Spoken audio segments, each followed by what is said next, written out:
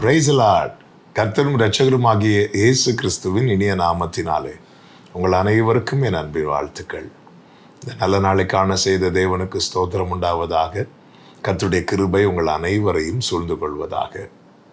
2 ராஜாக்களின் புஸ்தகம் 6வது அதிகாரம் 17வது வசனம்.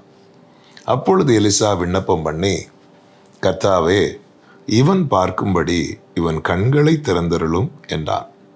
உடனே கர்த்தர் அந்த வேலைக்காரன் கண்களை திறந்தார். இதோ, எலிசாவை சுற்றிலும் அக்கினிமயமான குதிரைகளாலும் இரதங்களாலும் அந்த மலை நிறைந்திருக்கிறதை அவன் கண்டான். கர்த்தருடைய பரிசுத்த நாமம் மகிமைப்படுவதாக. எலிசா இருந்த மலையை சுற்றிலும் சீரியா நாட்டு ராஜா தன் சேனையோடு வந்து முற்றுகையிடுகிறான். பொழுது விடிந்த போது எலிசாவோடு இருந்த வேலைக்காரன் வெளியே வந்து பார்க்கிறான். சத்துருக்கள் சுற்றிலும் இருக்கிறார்கள். அவன் பயந்து நடுங்கி சத்தமிட்டு எலிசாவின் இடத்துல வந்து இந்த காரியத்தை சொல்லுகிறான். அவன் இதை சொல்லும் போது எலிசா அவனை பார்த்து சொல்லுகிறான் 16வது வசனத்திலே, பயப்படாதே, அவர்களோடு இருக்கிறவர்களை பார்க்கிலும் நம்மோடு இருக்கிறவர்கள் அதிகம் என்றான்.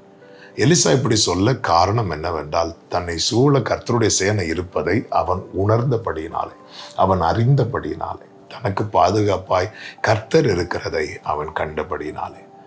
இந்த வெளிச்சம் யாருக்கு இல்லை என்றால், அவனோடு இருந்த அந்த வேலைக்காரனுக்கு இல்லை. உடனே தான் எலிசா என்ன செய்கிறான் தெரியுமா?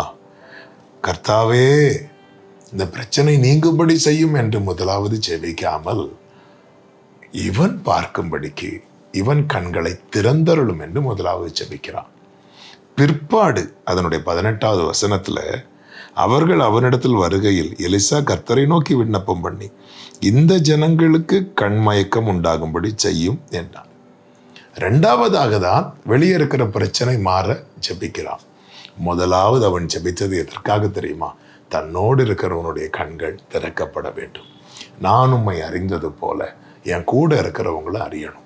நான் உம்மை கண்டு கொண்டது போல என்னோடு இருக்கிறவர்களும் கண்டு கொள்ள வேண்டும். ஆண்டவரே, நீர் எவ்வளவா எனக்கு கேடகமாய் அடைக்கலமாய் இருக்கிறீர் என்பதை நான் அனுபவிக்கிறது போல என்னோடு இருக்கிறவர்கள் அனுபவிக்க வேண்டும். இதுதான் அவனுடைய முதலாவது ஜெபமாய் இருந்தது. இந்த நாளில் என்னை கேட்டுக்கொண்டிருக்கிற அன்பு சகோதர சகோதரி, 1000 பிரச்சனைகள் நம்மை சூழ இருக்கிறது உண்மைதான். ஆனால் நாம் முதலாவது எதற்காக ஜெபிக்கிறோம்? நம்மோடு இருக்கிறவர்களுக்காக நாம் ஜெபிக்கிறோமா? ஆமே, நாம் ரட்சிக்கப்பட்டிருப்போம், நம்ம கூட இருக்கிறவங்க ரட்சிக்கப்பட்டிருக்க மாட்டாங்க. பிரச்சனைகள் நமக்கு 1000 இருக்கிறது. ஆமே, முதலாவது நம்ம எதற்காக ஜெபிக்கிறோம்? இங்கே எலிசாவின் ஜெபத்தை பாருங்கள். 2 காரியங்கள் இருக்கிறது. ஒன்று, தன்னோடு இருக்கிறவனுடைய கண்கள் திறக்கப்பட வேண்டும்.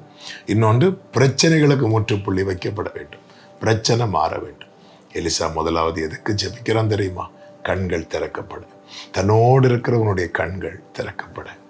ஆமே, நம்ம உறுதியாக இருக்கிறது போல நம்ம கூட இருக்கிறவங்களும் உறுதியாக இருந்தா எவ்வளோ நல்லா இருக்கும் தெரியுமா? நம்முடைய கூடாரத்தில் புலம்பல் சத்தமே வராது.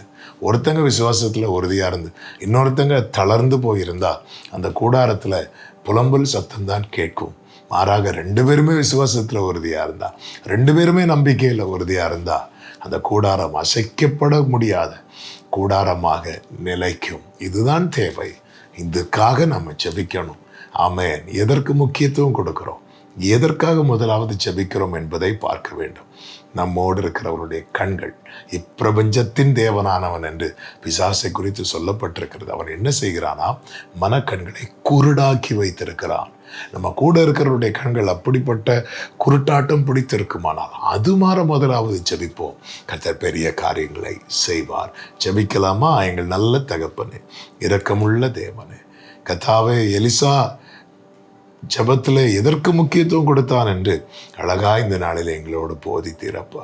நாங்களும் எங்களோடு இருக்கிறவர்களுடைய கண்கள் திறக்கப்பட ஜெபிக்க கிருபை செய்யும். இயேசுவின் நாமத்தில் பிதாவே, ஆமென்.